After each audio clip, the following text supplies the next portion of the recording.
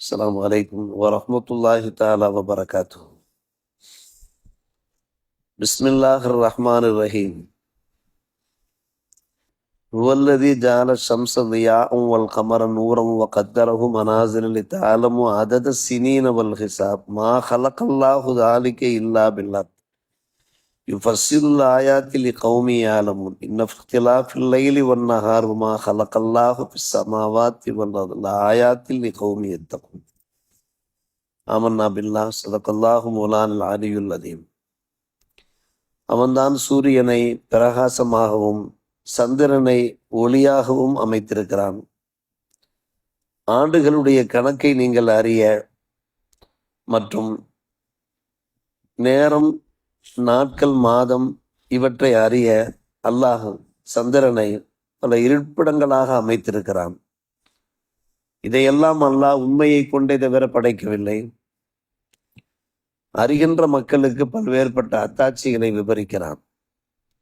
நிச்சயமாக இரவு பகல் மாறி வருவதில் விண்ணிலேயும் மண்ணிலேயும் அல்லாஹ் படைத்த படைப்புகளில் இரையச்சம் உள்ளவர்களுக்கு சிறந்த அத்தாட்சிகள் இருக்கின்றன என்று அல்லாஹ் ரப்புல் ஆலமீன் சூரா யூனுஸ் 10ஆம் அத்தியாயத்தில் 5ஆம் 6ஆம் வசனங்களாக பதிவு செய்திருக்கிறான்.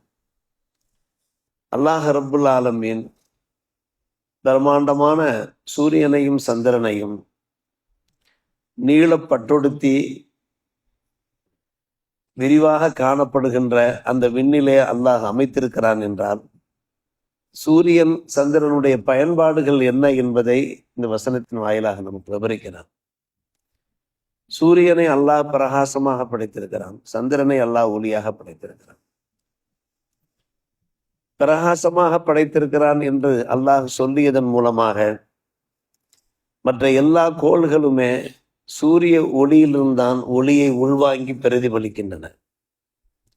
அதான் பிரதானமான ஒளியாக இருக்கிறது. சந்திரனாக இருக்கட்டும், பிற நட்சத்திரங்களாக இருக்கட்டும், பிற கோள்களாக கிரகங்களாக இருக்கட்டும், எதுவானாலும் சரி சூரிய ஒளியிலிருந்தான் ஒளியை உள்வாங்கி பிரதிபலிக்கின்றன என்பதை அல்லாஹ் லியான் என்கிற வார்த்தை மூலமாக சொல்லுகிறான். லியா என்றால் பிரகாசம், நூர் என்றால் ஒளி. பிரகாசத்திற்கும் ஒளிக்கும் இடையில வித்தியாசம் என்ன? பிரகாசம் என்பது வீரியம் மிக்கதாக இருக்கும், வேகம் மிக்கதாக இருக்கும். ஒளி என்பது அதிலிருந்து பெறப்பட்டதாக இருக்கும். சந்திரன் இருக்கிறதே சூரியனுடைய ஒளியிலிருந்து பெறப்பட்டு உள்வாங்கி அது பிரதிபலிக்கிறது. அல்லாஹ் இந்த இரண்டையும் ஏன் நமக்கு படைத்திருக்கிறான் என்று கேட்டால் அதற்கான காரணங்களை அல்லாஹ் குறிப்பிடுகிறான். நீங்கள் ஆண்டுகளுடைய கணக்கை அறிய சூரிய ஒளி மூலமாக ஈசவி ஆண்டை நாம் அறிந்து கொள்கிறோம், ஆங்கில ஆண்டை நாம் அறிந்து கொள்கிறோம்.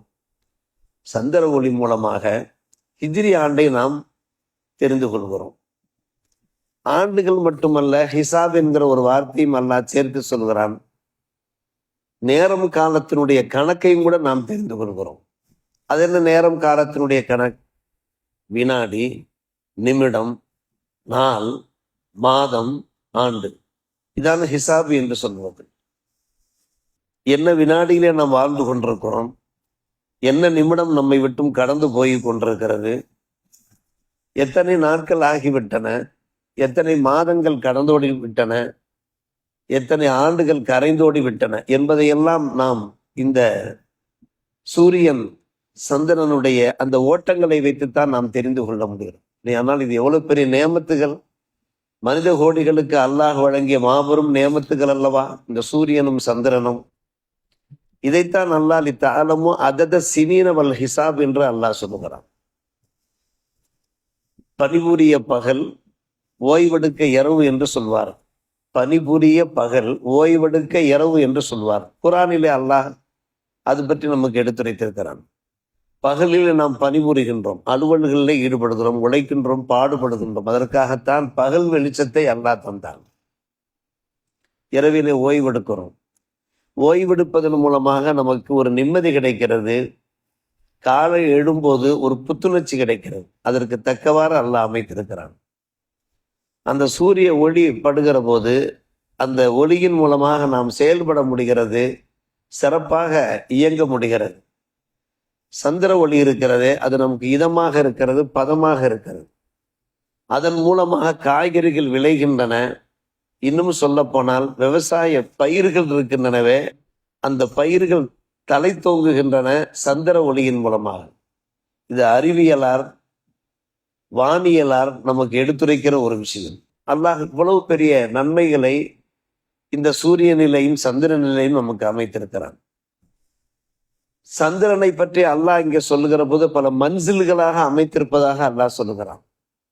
ஆம், சந்திரன் நிலா தோன்றுகிறதே முதல் நாள், இரண்டாம் நாள், இப்படியே ஒவ்வொரு இருப்பிடங்களாக அது மாறி மாறி செல்கிறது.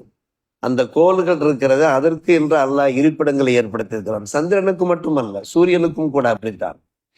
மனாசில், மனாசில் என்றால் அது தங்குமிடங்கள், அது செல்லும் இடங்கள். குரான்ல மனாசில் மனாசில் என்று அடிக்கடி வருவதை நாம் பார்த்திருக்கலாம். அந்தந்த இடங்களுக்கு அது செல்கின்றன, நகர்கின்றன. அதனுடைய அந்த ஓடு பாதைகளே நகர்ந்து போய்கொண்டே இருக்கிறது. முதல் நாள், இரண்டாம் நாள் என்று. சந்திரனை எடுத்துக்கொண்டோம் என்றால் ஒன்று 29 பிறைகளாக இருக்கும், அல்லது 30 பிறைகளாக இருக்கும். சரியாக அந்த 29 அந்த 30 நிறைவு பெற்றதற்கு பின்னாலே மேற்கே தோன்ற ஆரம்பிக்கிறது.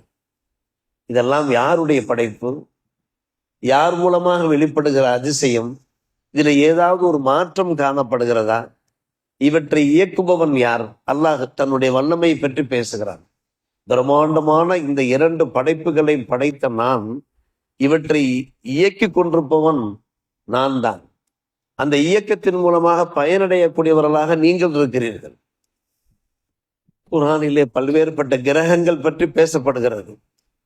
எல்லாம் இன்றைக்கு வானியலார், அறிவியலார் ஆய்ந்து பார்த்து கொண்டிருக்கிறார். 1400 ஆண்டுகளுக்கு முன்னாலே அரபு மக்கள் மத்தியிலே எந்த ஒரு விஞ்ஞான வறட்சியும் ஏற்படவில்லை. ஒரு நவீனங்கள் காணப்படாத காலகட்டங்களிலே அல்லாஹ் குர்ஆனிலே சூரியனையும் சந்திரனையும் அதனுடைய இருப்பிடங்களையும் எடுத்து சொல்கிறான் என்றால், இது நிச்சயமாக இந்த இறைமறை ஒரு உண்மையான மறையாகத்தான் இருக்க முடியும்.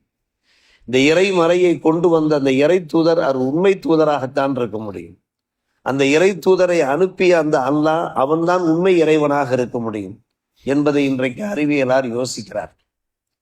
குர்ஆனிலே கடைசியாக அல்லாஹ் முடிக்கிற போது இரவு பகல் மாறி வருகிற விஷயத்திலையும், வானத்திலேயும் வையகத்திலேயும் அல்லாஹ் படைத்திருக்கக்கூடிய இந்த படைப்புகள் விஷயத்திலேயும் அல்லாஹ்வே அஞ்சக்கூடியவர்களுக்கு அத்தாட்சிகள் இருக்கிறது என்று சொல்லுகிறான்.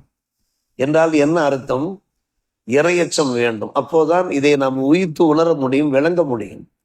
இதனுடைய தத்துவங்களை, இதன் மூலமாக நமக்கு கிடைக்கின்ற அந்த பயன்களை புரிந்து கொள்ள முடியும் என்கிற முறையிலே அல்லாஹ் கூறுகிறான். எனவே அல்லாஹ் குர்ஆனிலே கிரகங்களை படைத்தது, கோள்கள் படைத்தது, வெறுமன படைத்தது மட்டுமல்ல, குல்லும் ஃபி ஃபலக்கின் யஸ்பஹூன், ஒவ்வொன்றும் அதனுடைய ஓடு பாதைகளில் நீந்தியவாறு இருக்கிறது. குர்ஆனிலே அல்லாஹ் சொல்லுகிறான், லஷம்சி யம்பகி லஹா அன் துத்ரிக் வலல்லைலு சாபிகுன் நஹார் என்கிறான் குர்ஆனிலே.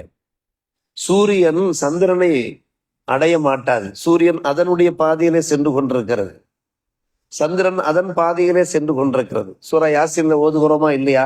லஷம்சி யம்பகி லஹா அன் துத்ரிக்கல் கமர், சூரியன் சந்திரனை அடையக்கூடியதாக இல்லை.